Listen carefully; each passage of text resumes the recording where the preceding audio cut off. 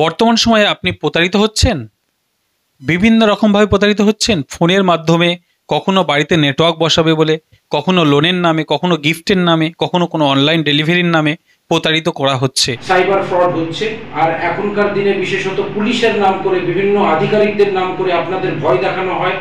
জাঙ্গিপাড়া থানার ওসি মাননীয় অলির রাজ মহাশয়কে, তার সাফল্য আমরা সারা বছরই দেখি। এবার থানার ওসির নাম করে প্রতারণা করে টাকা ঝাপানোর একটা ঘটনা ঘটল হুগলির জাঙ্গিপাড়ার আটপুরের এক বাসিন্দার সঙ্গে। জাঙ্গিপাড়া থানার ওসি অনিল কুমার রাজ, তার নাম করে প্রতারণার একটা অভিযোগ উঠেছে। জাঙ্গিপাড়া থানায় এই ঘটনাটি ঘটেছে।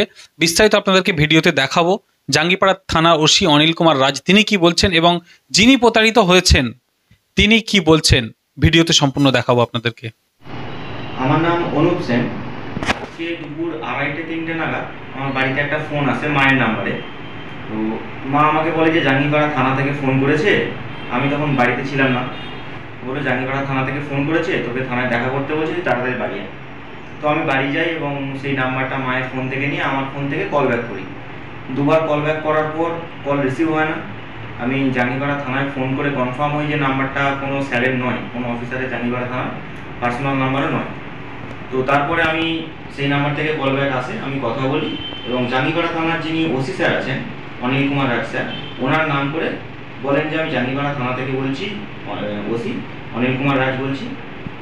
আপনার নামে একটা লোন চলছে, সেই লোনটা দু বছর আগে আপনি নিয়েছিলেন, রিপেমেন্ট করেননি এখনও। তো তার জন্য জাঙ্গিপাড়া থানায় একটা নোটিশ এসেছে। তো তারপরেই আমি বলি ঠিক আছে, তাহলে আমি অফিসে গিয়ে দেখা করছি, দেখা করে যদি কিছু ডিউ থাকে আমি পেমেন্ট করে দেবো। তো আমি যথারীতি তারপর জাঙ্গিপাড়া থানায় আসি। আসার পরে ওনাকে কল করি আমি আমার নাম্বার থেকে, উনি কল রিসিভ করেন।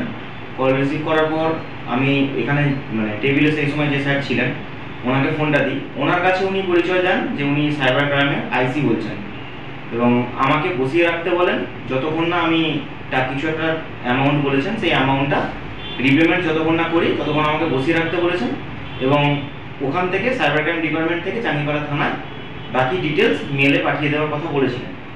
কিন্তু সেই মেল আসে না এবং তারপরে স্যার রাউন্ডে ছিলেন, স্যার আসেন, এসে সমস্ত বিষয়টা দেখেন। দেখার পরে সমস্ত কিছু দিয়ে বিচার বিবেচনা করার পর দেখা যায় যে ওটা একটা ফ্রড নাম্বার এবং জাঙ্গিপাড়া থানার ওসি স্যারের নাম নিয়ে এবং সাইবার ক্রাইম ডিপার্টমেন্টের আইসি স্যারের নাম নিয়ে এইভাবে ফ্রড চলছে। এইভাবেই ফ্রড আজকে আমার সঙ্গে হতে যাচ্ছিল।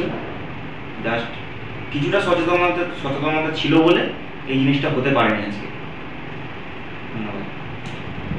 ধন্যবাদ অনুপবাবু। অনুপ সেন আমাদেরই জাঙ্গিপাড়া থানা এলাকার আটপুর অঞ্চলের বাসিন্দা।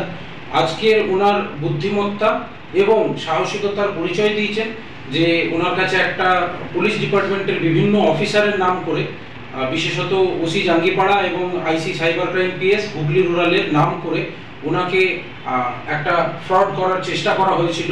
তো উনি সাহসিকতা এবং বুদ্ধিমত্তার সাথে, তৎপরতার সাথে উনি থানায় যোগাযোগ করেন। আর ইভেন আমাদের থানার যিনি টেবিল ডিউটি অফিসার ছিল তাকেও মিসলিড এবং মিসগাইড করা হয়।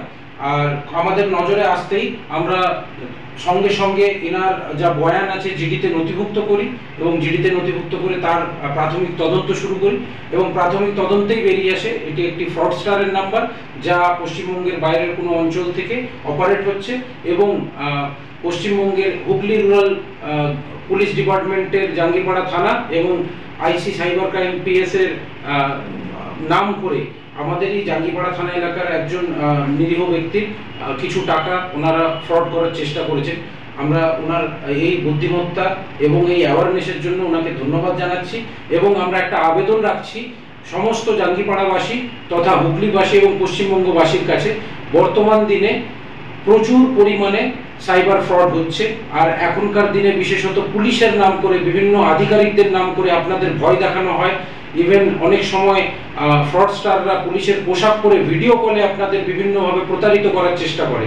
তাই সমস্ত জনগণকে একটাই আবেদন যে আপনাদের কাছে এরকম কোনো কল এলে আপনারা ভয় পাবেন না, আপনারা সত্বর নিকটবর্তী থানায় যোগাযোগ করবেন এবং ঘটনার বর্ণনা দেবেন। আর অবশ্যই ভয় পেয়ে ফোনপে, গুগল পে কোনো পেমেন্ট করবেন না, কোনো অ্যাপ ডাউনলোড করবেন না বা কোনো ধরনের লিঙ্ক ক্লিক করবেন না বা কোনো এরকম ভয় পেয়ে আপনারা কোনো শর্তে রাজি হয়ে যাবেন না, যাতে আপনাদের আর্থিক এবং সামাজিক প্রতিপত্তির ক্ষতি হোক।